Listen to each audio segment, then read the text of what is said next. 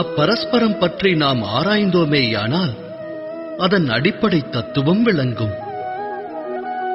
மனமானது மற்றோருக்கு வகுத்திருக்கும் ஒரு எல்லையை, விதித்த எல்லையை ஒருவேளை மற்றோர் கடக்க முற்பட்டால் அக்கணமே அவ்விடம் குரோதமானது உருவாகிவிடும்.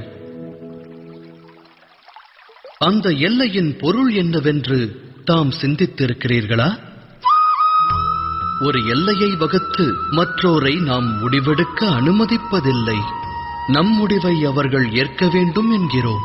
அதன் அர்த்தம் ஜகத்தில் அடுத்தவருக்கு எவரும் சுதந்திரம் தருவதில்லை.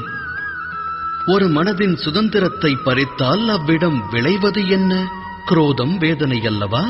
வகுக்கப்பட்ட எல்லை உடைக்கப்படும் போது வகுத்தவரின் மனமும் குரோதம் கொள்கிறது. நான் கூறுவது உண்மைதானே?